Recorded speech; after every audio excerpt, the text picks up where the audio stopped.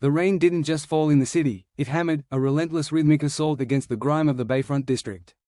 Mason Clark leaned against his sedan, the collar of his trench coat turned up against a wind that tasted of salt and old regrets. His cigarette was a dying ember in the deluge. He was waiting for a ghost, or worse, the truth. The case had been a jagged glass puzzle from the start, 3 bodies, all high-level couriers for the Moretti syndicate, found drained of blood and stripped of their ledgers. The brass at the precinct wanted a quick collar, but the deeper Mason dug, the more the shadows started looking like home.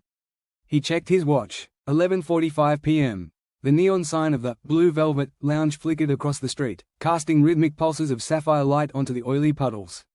He thought of Alara, waiting back at the apartment with the lights dimmed and the record spinning. She was his anchor in this sewer, the only thing that didn't smell like cordite. But the ledger fragment he'd found at the third crime scene, a scorched scrap of vellum, bore a distinctive handwriting that had kept him awake for 48 hours. It was a fluid, elegant script, the kind that used to write him grocery lists and "I love you" notes left on the bathroom mirror. He wanted to believe it was a coincidence, a cruel trick of the trade, but a detective's gut is a cynical beast. The informant, a sniveling bottom feeder named Twitch, had promised a meeting at the docks. Mason checked his service revolver, the cold steel a grim comfort against his hip. Every splash of a tire on the pavement sounded like a gunshot. He felt the weight of his doubt like a lead sinker in his chest. Was he chasing a killer, or was he chasing the end of the only good thing he had left? The rain intensified, turning the world into a blurred charcoal sketch. He stepped away from the car, his boots splashing into the dark, cold water, heading toward the pier. The docks were a graveyard of rusted shipping containers and screaming gulls. The smell of rotting fish and diesel hung heavy in the damp air. Mason navigated the labyrinth of steel, his flashlight cutting a weak path through the fog. "Twitch," he called out, his voice raspy. No answer, only the groan of the hulls against the wood and the distant siren of a patrol car. He reached Warehouse 14, the door hanging off its hinges like a broken jaw. Inside, the darkness was absolute, swallowed by the cavernous ceiling. He clicked off his light, relying on the intermittent flashes of lightning to guide him. He heard a sound, a soft, rhythmic scraping. He rounded a stack of crates and froze. Twitch was there, but he wasn't talking. He was pinned to a support beam with a heavy industrial bolt through his throat. His eyes were wide, reflecting the lightning in a final, silent plea. Above him, scrawled in Twitch's own blood on the corrugated metal wall, was a single, terrifying word: mercy. Mason's breath hitched. Mercy wasn't just a word, it was the name Alara had called her sister, the one who had allegedly died in a fire 10 years ago. He felt a cold sweat break out, independent of the rain. He knelt by the body, his gloved fingers searching the dead man's pockets. He found a small, silver locket, the hinge jammed. He pried it open with his pocket knife. Inside wasn't a photo of a sweetheart, but a microfilm chip. The Moretti's digital keys. This was what the couriers died for. His phone vibrated in his pocket, the sensation jarring in the silence of the morgue-like warehouse. It was a text from Alara. "Dinner's cold, Mason. Come home. I have a surprise." The words felt like a noose. He looked at the blood on the wall, then at the locket. The pieces were no longer fitting, they were melting together into a shape he didn't want to recognize. He stood up, the shadows of the warehouse seeming to reach for him. He had to know. He had to go back to the light. The drive back to the Heights was a blur of red lights and hydroplaning. Mason's mind was a courtroom where he acted as both prosecutor and defense. "She was with me the night of the second murder," he argued. "But she stepped out for milk for 2 hours," the prosecutor countered. He pulled up to their brownstone, the windows glowing with a warm, deceptive amber. He sat in the car for a long minute, watching the wipers sweep away the evidence of the storm. He tucked the locket and the microfilm into his inner pocket and stepped out. The hallway smelled of cinnamon and expensive perfume. He unlocked their door, the click of the tumbler sounding like a hammer falling on an empty chamber. The living room was empty, the turntable spinning in silence, the needle scratching at the end of a jazz record. "Alara?" he called. His voice was steady, a professional mask he'd worn 1,000 times, but his hand stayed near his holster. He walked toward the kitchen, where the light was brightest. She was standing by the stove, her back to him, wrapped in a silk robe the color of a bruised plum. "You're late, Mason," she said softly, not turning around. "The world is a messy place tonight." Mason didn't move. "I found Twitch, Alara. At the docks." He didn't have much to say anymore. He watched her shoulders. They didn't tense, they slumped, just a fraction, as if a great weight had been lifted. "Poor Twitch," she whispered. He always did have a big mouth and small courage. Mason felt a chill that had nothing to do with his wet clothes. Why was he carrying a locket with Moretti's keys? And why was your sister's name written on the wall in his blood? Alara finally turned. Her face was beautiful, serene, and utterly terrifying. There was no guilt in her eyes, only a profound, weary sadness. Mercy isn't just a name, Mason. It's a philosophy. The Morettis took everything from my family. I'm just balancing the ledger. I thought you, of all people, would understand justice. Justice isn't an execution in a warehouse, Mason snapped, his heart hammering against his ribs. It's not blood on the walls. You used me, Alara. You used my badge to stay one step ahead of the syndicate's cleaners. She stepped toward him, the silk of her robe rustling. She reached out to touch his face, her fingers warm against his rain-chilled skin. He didn't pull away, and that was his true failure. I loved you, Mason. That part was never a lie. But love doesn't pay for the sins of the past. I needed someone to keep the wolves away while I finished the job. She looked down at his pocket. You found the chip. That's the last piece. With that, the Morettis crumble. No more couriers, no more hits. The city gets a little cleaner, and we disappear. She smiled, a faint, ghost-like thing. I have tickets. A boat out of the harbor at dawn. No names, no history. Just us. Mason looked at her, seeing the woman he loved and the monster he'd been hunting. The silence in the kitchen was heavy, thick enough to drown in.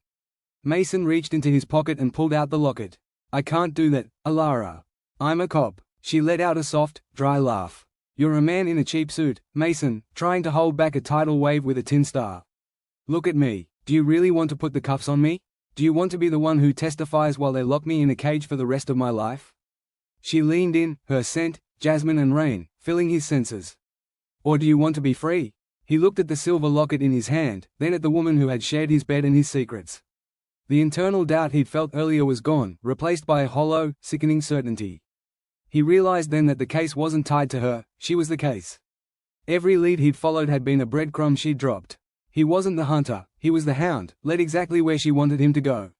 He felt the cold weight of the badge in his other pocket. It felt like a brand. Is there anyone else? Mason asked, his voice a whisper. The couriers, you killed them yourself? Alara sighed, a sound of disappointment. They were animals, Mason. They sold children, poisoned neighborhoods. I didn't kill people, I removed obstacles. And I did it for us. She stepped back, her expression hardening. If you're going to arrest me, do it now. But know that if you do, you're not just losing me. You're losing the only version of yourself that ever felt alive. Mason's hand moved to his belt. He felt the cold steel of the handcuffs. His mind raced through the evidence, the procedure, the oath he'd taken. But then he saw the way the light caught the moisture in her eyes, and the detective in him died a little. He dropped the locket onto the kitchen table. It clattered against the wood, a small, metallic death knell. The boat, he said, the words tasting like ash. Where does it go? Alara's face lit up with a triumphant, terrifying glow. Somewhere the rain doesn't feel so cold. They left the apartment an hour later, the city a blur of shadows outside the car windows. Mason drove, his hands tight on the wheel. He had the microfilm in his pocket, a ticking time bomb of information. Alara sat beside him, humming a low, wordless tune. He felt like a man walking a tightrope over an abyss. He had betrayed everything he stood for, but as he looked at her, he felt a desperate, starving hope. Maybe they could start over. Maybe the blood could be washed away by the sea. They reached the secondary pier, a secluded spot far from the commercial docks. A small yacht bobbed in the dark water, its engine idling with a low, rhythmic thrum. There it is, Alara whispered, her hand gripping his arm. Our way out. They stepped out of the car, the wind whipping Mason's coat around his legs. A man emerged from the shadows of the boat, a tall, silent figure in a dark pea coat. Is everything ready? Alara asked. The man nodded. The passage is paid, and the cargo is secured. Mason stopped at the edge of the gangplank. Something was wrong. The air felt different here, sharper. He looked at the man in the pea coat, then back at Alara. Who is he, Alara? She didn't look at him. She was looking at the boat. A friend, Mason. Someone who helped me with the logistics. Mason's hand went to his gun. You said there was no one else.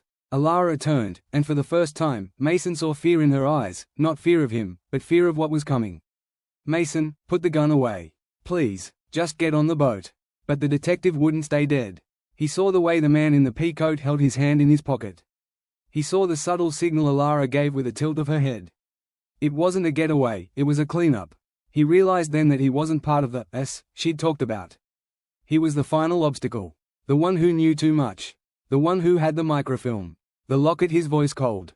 You didn't want the keys to destroy the Morettis. You wanted them to take over. The man in the pea coat drew his silenced pistol in one fluid motion. Mason dived behind a stack of crates just as a soft THWIP sounded, the bullet splintering the wood inches from his head. "Mason, wait!" Alara screamed, but her voice was drowned out by the roar of the wind. Mason pulled his revolver and fired blindly, the flash illuminating the rain-slicked pier. He heard a grunt of pain, but the return fire was immediate and precise. He was pinned. He looked out from behind the crates and saw Alara standing by the gangplank, her face a mask of anguish. "Give him the chip, Mason, just give it to him and we can go," she cried. Mason looked at the microfilm in his hand. This tiny piece of plastic held the names of every judge, every cop, and every politician on the Moretti payroll. It wasn't just a ledger, it was a map of the city's soul. And Alara didn't want to burn it, she wanted to own the map. He realized the surprise she had for him at the apartment wasn't a new life. It was a grave. "I can't do that, Alara," Mason yelled back. He stood up, aiming not at the gunman, but at the fuel line running along the pier to the boat. "It ends here," he fired. The explosion was a blinding orange blossom in the midnight blue of the storm. The shockwave knocked Mason flat, the heat searing his face. The pier groaned as the fire spread with hungry speed, devouring the wood and the yacht. Through the smoke and the chaos, Mason saw Alara. She was running toward the burning boat, screaming a name that wasn't his. He scrambled to his feet, his lungs burning. He reached out to grab her, to pull her back from the Inferno, but he tripped over a fallen beam. He watched, helpless, as she disappeared into the wall of flame and black smoke. The man in the pea coat was gone, vanished into the shadows or the fire. Mason lay on the wet concrete, the rain falling into his eyes, mixing with the soot. He was alone. The silence that followed the explosion was the loudest thing he'd ever heard. The revelation hit Mason harder than the physical shock of the explosion. He stared at the small, scorched photograph, his hands shaking so violently the plastic evidence bag crinkled like dry autumn leaves. The face of the man in the picture, younger, unscarred, but possessing the same weary set of the jaw, was undeniably his own father. Alara wasn't just a lover he'd lost to the shadows, she was the blood he'd shared, a ghost from a past his mind had fractured and buried to survive. The orphanage fire hadn't been an accident he witnessed, it was the moment he'd been reborn in ash, leaving a sister behind to become a hunter of the very darkness she embraced. He looked at the burning pier, the orange glow reflecting in his hollow eyes. He had spent his life chasing monsters, never realizing he'd been running away from the only person who truly knew his name. The rain continued to fall, cold and indifferent, washing the soot from his hands but leaving the blood on his soul.